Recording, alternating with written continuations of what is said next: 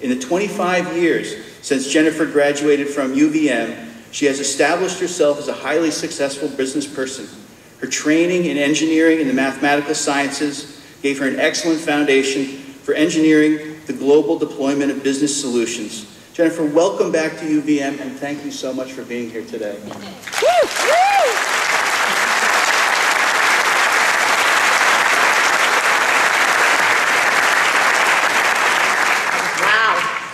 Didn't know I did all that. And I had kids.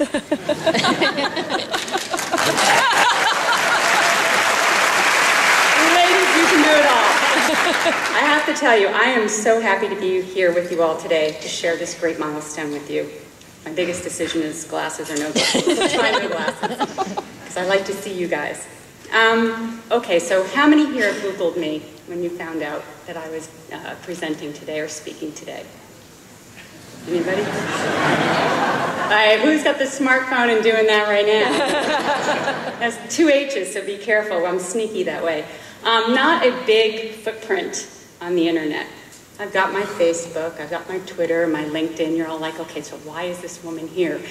A little side note, there is a great Amazon.com review about the Star Wars Legos Millennium Falcon that I cannot take credit for. My 10-year-old son at the time logged into my Amazon account, and that is now permanently marked on my Google page as you go in. So be mindful as you leave your computers open while you have kids. So I'm not there. I don't have a big footprint. However, that's not because I don't feel like I've done anything that's not important. That's arguable, and frankly, none of Google's business. I will tell you who I am, though. I am a future flash. Yeah, a future flash for you guys. Because you see, I sat just where you're sitting 25 years ago. All excited to finally get my diploma. All excited for what I thought was I was never going to take another test again in my life. Sad to say, guys, you're going to take some more tests. I want to take a few minutes and share with you my story about what happens next. Remember, though, I'm not in Google, so it'll only take a few minutes. I did have my list today, just like many of you do. It went something like this. Wake up. I went to brunch. I had my Bloody Marys. I went to the commencement ceremonies. I had dinner with the family. I went out with friends. I did the after-hours party. Eventually got to sleep, right? We're analytical people. We write lists. Anybody here have a list for today of what they're supposed to do, where they're supposed to be, and what time they're supposed to meet people? I'm sure you guys do. But it's not too much different from mine. But what happens after today? Parents, what happens after today? A job. Yes, they get a job. That's what happens after today. It seems logical. We like logical. It seems the right thing to do. But one thing I did not anticipate when I graduated was the lousy job market. You see, the stock market had collapsed the fall of 1987. It caused an economic recession.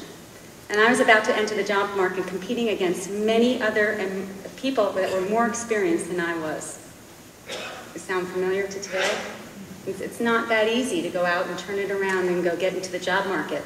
So what do? Again, you have the sensible, we're sensible, analytical people, the sensible thing to do.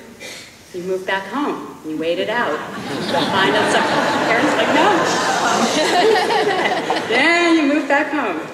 Instead, I went to Europe and backpacked for a few months. All right. Yeah, that's right. You know, at times you have to say, okay, sensible one way, what's the next thing to do? After going through about all of $200 of my graduation gift money, that get a job thing started to resonate louder and louder. Well, that might have been my mother. There was only one thing that made sense to me, and that was to move to California. I'm not quite sure why I chose California, other than I was tired of the cold winters, and it sounded like, you know, there might be jobs in Silicon Valley for an engineer. All right, problem number 1, no car. Problem number 2, I had no place to live in California. Problem number 3, I blew all my money in Europe. I had $200 in cash with me. And problem number 4, I didn't have a job either, and I had no contacts. So I had all these problems in front of me, And what happened was, problem number 1 was resolved when my grandfather heard of my crazy scheme and decided to support me and gave me his beloved 4-cylinder baby blue Datsun station wagon. I wasn't sure it was going to make it over Loveland Pass in Colorado, but it did. Life lesson, guys. Family supports family. You see your family here today. They're with you. They support you no matter what. You have your safety net. You can afford to take risks. Your family is here for you. Problem number 2, yes.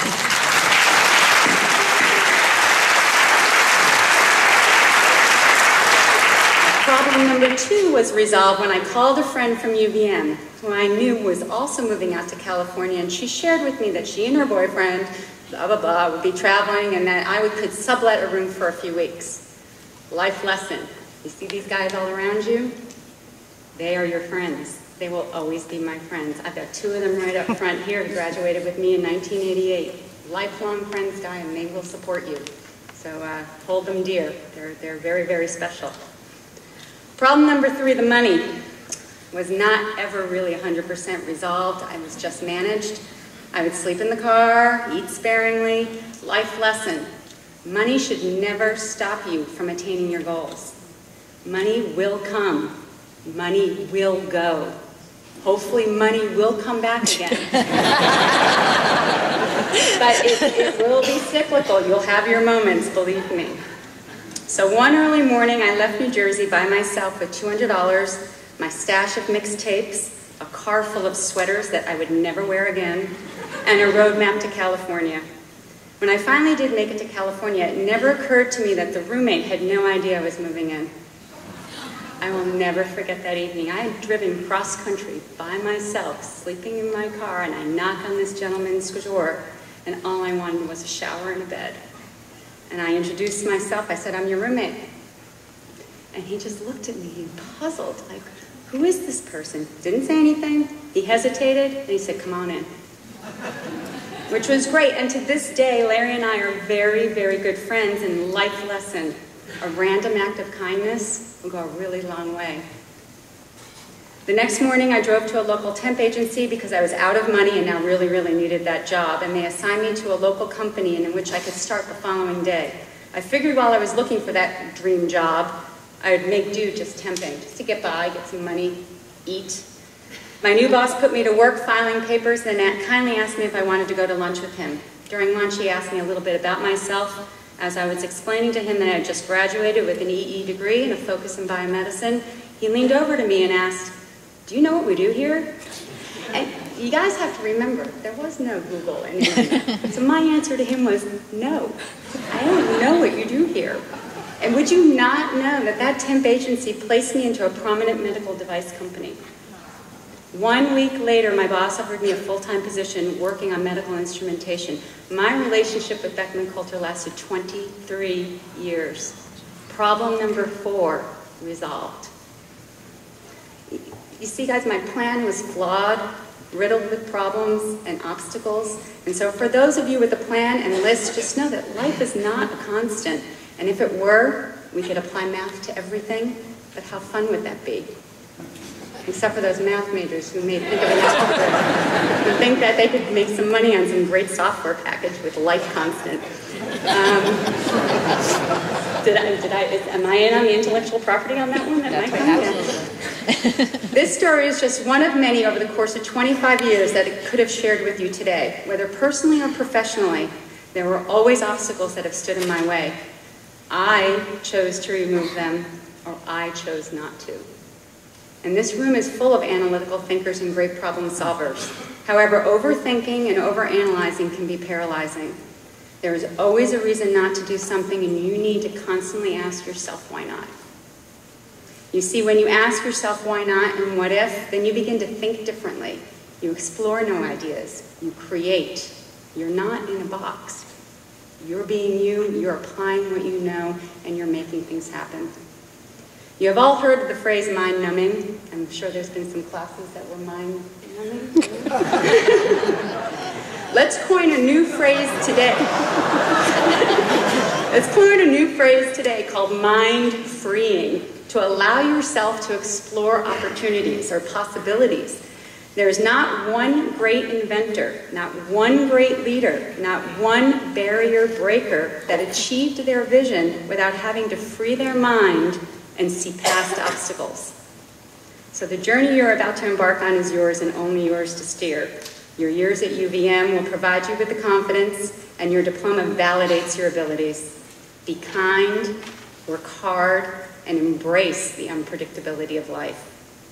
So who am I? I said at the beginning, who am I? I'm a problem solver. Graduates, who are you? I'm sorry, guys. That's not going to give everybody a job. Come on, guys. Who are you? That's right. There are a million problems out there in the world today. Now go get solving.